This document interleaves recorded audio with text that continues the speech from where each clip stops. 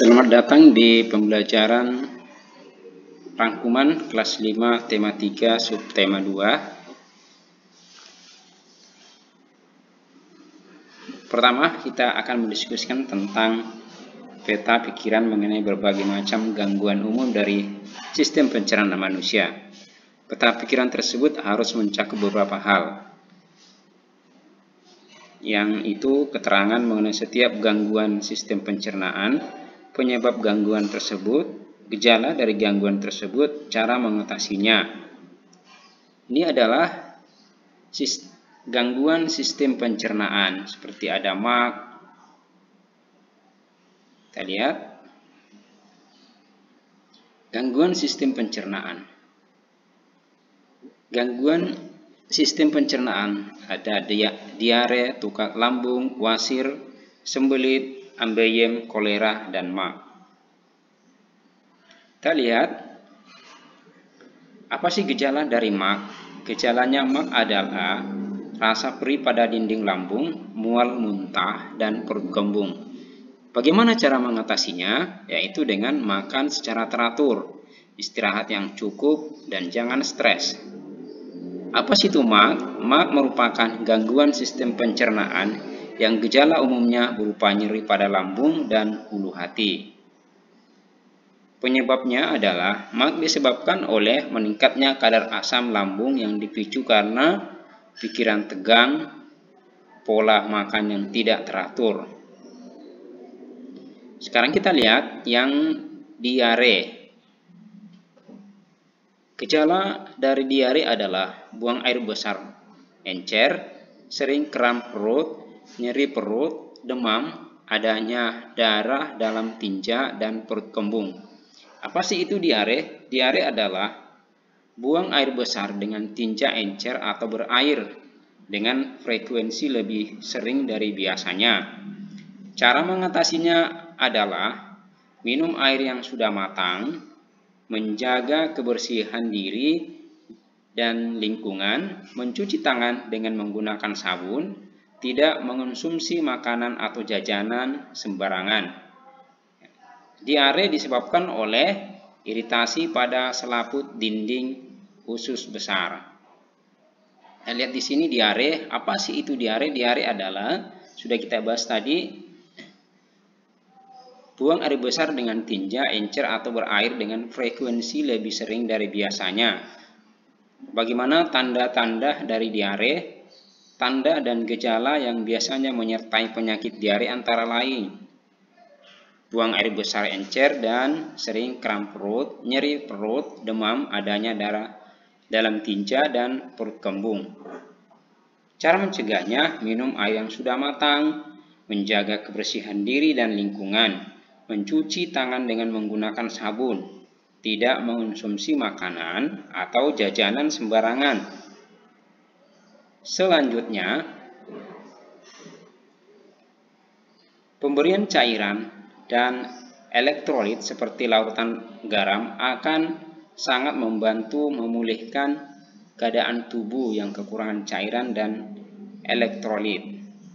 Minuman cairan oralit merupakan cara pengobatan yang efektif dan gejala diare. Apabila cairan oralit tidak tersedia, maka kamu dapat membuatnya sendiri. Coba di sini dilihat, bersama dengan temanmu buatlah cairan oralit, sediakan semuanya bahan dan alat yang diperlukan dan ikuti langkah-langkah pembuatannya dengan cermat. Bahannya yang dibutuhkan dalam membuat oralit adalah 1/2 sendok teh teh garam, 6 sendok teh gula pasir, 1 liter air hangat, pisang secukupnya untuk menambah kalium dan rasa. Cara pembuatannya, larutkan gula dan garam dalam air hangat. Pisang dapat dilumatkan secukupnya atau dicampur atau dimakan begitu saja. Selanjutnya, kesimpulannya, larutan oralit dibuat dengan cara mencampur gula, garam, dan air hangat. Oralit merupakan cara pengobatan yang paling efektif terhadap gejala diare. Larutan oralit dengan cara pembuatan yang sederhana mampu mencegah timbulnya dehidrasi. Oralit merupakan cairan yang mudah dibuat jika terkena dehidrasi, misalnya pada penderita diare. Diare ditandai, ayo kita membaca, perhatikan bacaan. Diare ditandai dengan encernya tinja atau feses yang dikeluarkan atau dibuang air besar dengan frekuensi lebih sering dibandingkan dengan biasanya. Pada umumnya, diare terjadi akibat mengonsumsi makanan dan minuman yang terkontaminasi. Secara umum, faktor penyebab diare secara umum yaitu diare terjadi ketika makanan dan cairan yang dimakan terlalu cepat atau terlalu besar jumlahnya pada saluran pencernaan atau usus. Secara normal, usus besar akan menyerap cairan dari makanan yang kamu makan dan meninggalkan kotoran tinja yang setengah padat. Akan tetapi, ketika cairan dari makanan yang kamu makan tidak diserap, maka hasilnya adalah kotoran feses atau cair atau encer. Penyakit diare mungkin berhubungan dengan infeksi virus atau bakteri. Penyakit tersebut juga dapat terjadi akibat keracunan makanan. Secara umum, penyebab diare adalah infeksi. Apa sih itu infeksi?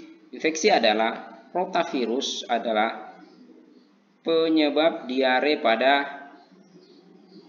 anak akut yang paling sering. Yang kedua, infeksi bakteri dan parasit, yaitu masuknya melalui makanan dan minuman yang terkontaminasi. Intoleransi makanan, maksudnya adalah terjadi pada sebagian orang yang intoleransi terhadap gula pada susu sehingga diare terjadi setelah makan atau minum produk susu. Alergi makanan, biasanya reaksi negatif terhadap obat-obatan. Banyak obat yang dapat menyebabkan diare, misalnya alergi terhadap antibiotik, sementara antibiotiknya sebenarnya membantu membunuh bakteri baik dan jahat yang dapat mengganggu keseimbangan bakteri baik dalam usus. Penyakit usus biasanya menimbulkan diare kronis dengan banyak penyebab. Selanjutnya adalah gangguan usus fungsional atau stres. Inilah penyebab umum diare. Selanjutnya, gejala diare. Secara lebih lengkap, tanda dan gejala yang biasanya menyertai penyakit diare antara lain yaitu buang air besar encer dan sering. Selanjutnya, kram perut, nyeri perut, demam, darah dalam tinja, kembung. Jadi, mengapa diare sangat berbahaya? Ini adalah diare merupakan masalah kesehatan yang begitu berbahaya. Diare bisa menyebabkan dehidrasi, tubuh terasa sangat lemas, berkurangnya energi tubuh hingga gangguan sistem pencernaan yang lebih berbahaya. Bahaya paling umum sendiri dari diare adalah dehidrasi. Selanjutnya, penyebab gangguan sistem pencernaan. Yang pertama, makan tidak teratur, misalnya menunda makanan, ketika makan menjadi terlalu kenyang. Penyebab selanjutnya yaitu makan makanan yang terlalu pedas. Selanjutnya, penyebab yang lainnya adalah menunda buang air besar atau kecil. Selanjutnya, sering begadang. Yang terakhir adalah memakan banyak makanan tinggi lemak.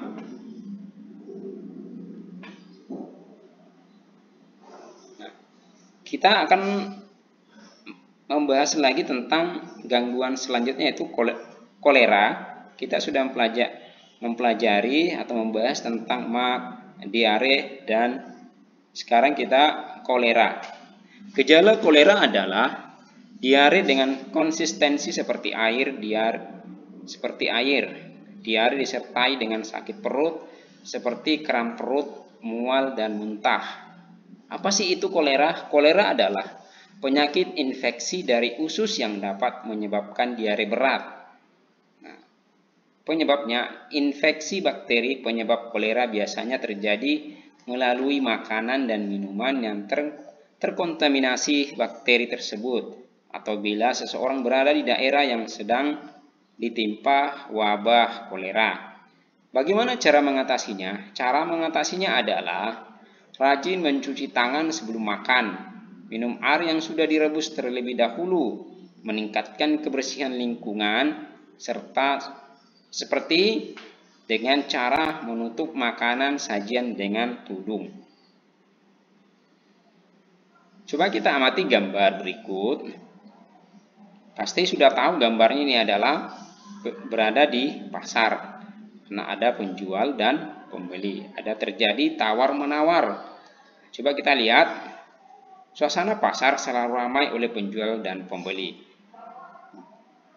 Apa sajakah yang dapat kamu temui di pasar? Pasti sudah tahu jawabannya yang sudah sering ke pasar. Itu apa? Yaitu di pasar kita akan menemui penjual, pedagang, dan barang dagangan. Masih ingatkah kamu bagaimana sayur dan buah dapat sampai ke rumah kita? Pasti ingat, karena sering membeli buah atau sayur. Nah, sayur dan buah ditanam oleh petani. Petani adalah produsen. Sudah tahu apakah itu produsen? Yaitu menghasilkan. Orang yang menghasilkan barang. Petani adalah salah satu produsen. Setelah sayur dan buah layak dipanen, buah ini dibawa ke pasar atau didistribusikan ke pasar untuk dijual. Pedagang di pasar bisa juga disebut sebagai distributor. Ini sudah tahu apakah itu distributor? Distributor adalah orang yang menyalurkan barang.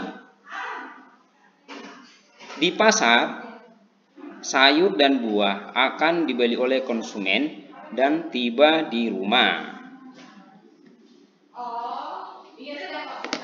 Selanjutnya, aktivitas apa saja yang dapat ditemukan pada gambar di atas? Nah, lihat di aktivitas apa saja yang dapat ditemukan pada gambar di atas. Aktivitas yang ada di gambar adalah transaksi atau jual beli antara pedagang dengan pembeli. Siapa sih saja yang terlibat dalam kegiatan di pasar?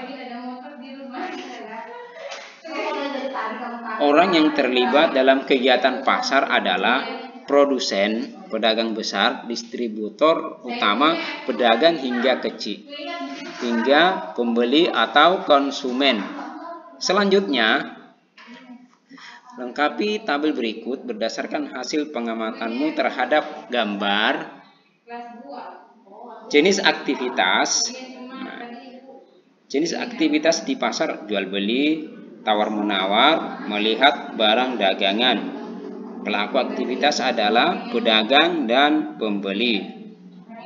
Kita lihat, tuliskan alasan-alasan mengapa orang-orang yang memiliki perbedaan seperti perbedaan agama, suku, bangsa, usia, dan pekerjaan dapat saling membantu dan bekerja sama. Nah, ini ada, menurut pendapatku adalah semua orang dapat saling bekerja sama sekalipun berbeda agama, suku, adat istiadat, dan pekerjaan untuk memenuhi kebutuhan hidup bersama.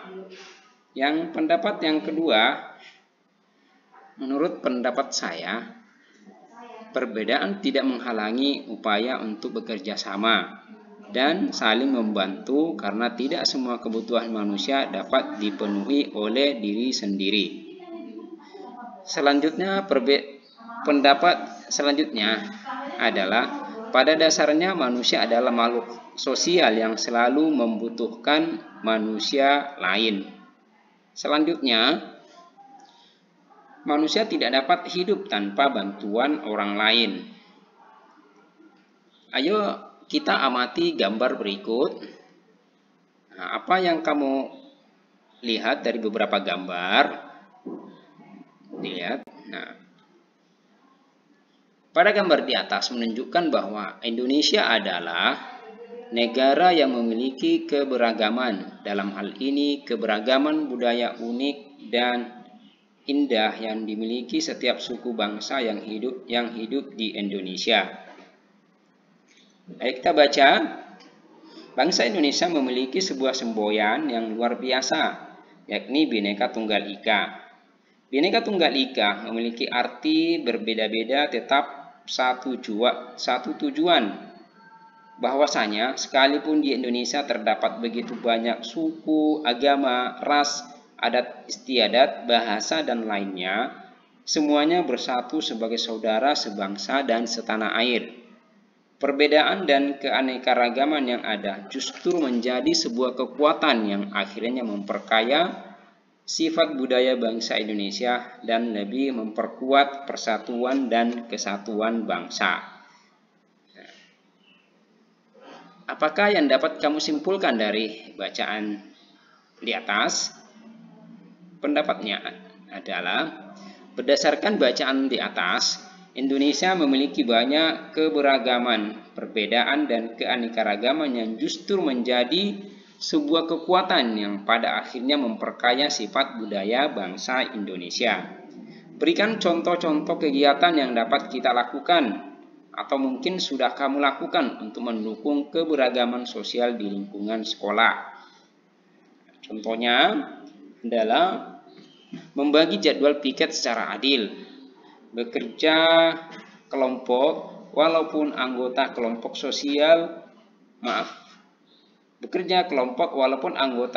berasal dari daerah dan suku yang berbeda, dan kita tetap berteman dengan teman yang berbeda ras, suku, dan agama. Dengan keberagaman, manusia dapat saling bekerja sama dan bahu-membahu untuk memenuhi kebutuhan hidupnya, baik secara ekonomi, sosial, maupun budaya. Beragam profesi pun berkembang dan mendukung pemenuhan kebutuhan hidup. Bahasa Indonesia yang digunakan juga merupakan satu contoh yang menjembatani perbedaan sosial budaya yang terdapat dalam masyarakat Indonesia.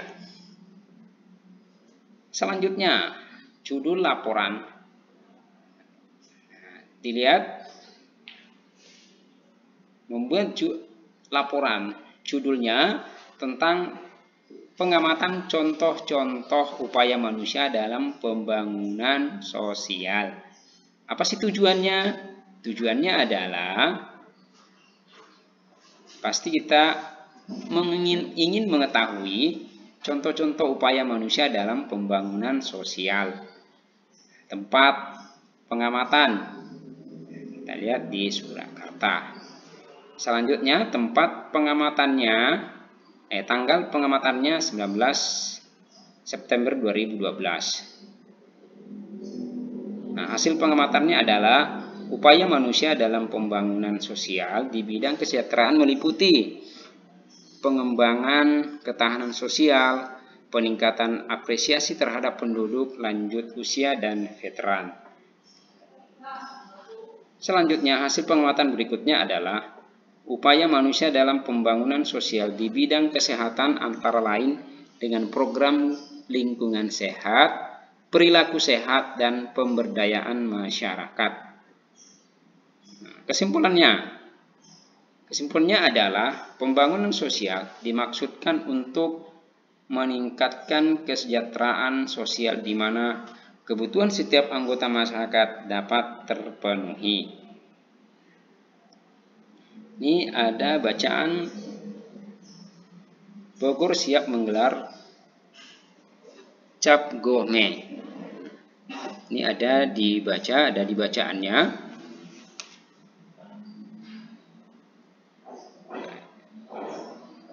Nah, ini kita lihat gambarnya. Nah, setelah kita membaca bacaan di atas, kita akan menjawab pertanyaannya. Apa sih yang dimaksud dengan perayaan Cap Gomeh? Jawabannya adalah Cap Gomeh 2015 adalah kegiatan mengakhiri perayaan Imlek. Yang kedua, atraksi apa saja yang dapat ditemui di perayaan Cap Gomeh di Bogor? Salah satunya adalah ada 12 penampilan mobil Sio, 12 Liong, dan 50 barongsai. Selanjutnya, yang ketiga, apakah yang dapat kamu simpulkan dari bacaan di atas tentang keberagaman? Keberagaman masih dijunjung tinggi. Selanjutnya, apakah manfaat keberagaman di dalam suatu masyarakat? Berikan pendapatmu. Banyak manfaat keberagaman di dalam suatu masyarakat, mulai dari mengajarkan kita untuk saling menghargai. Sekian dan terima kasih.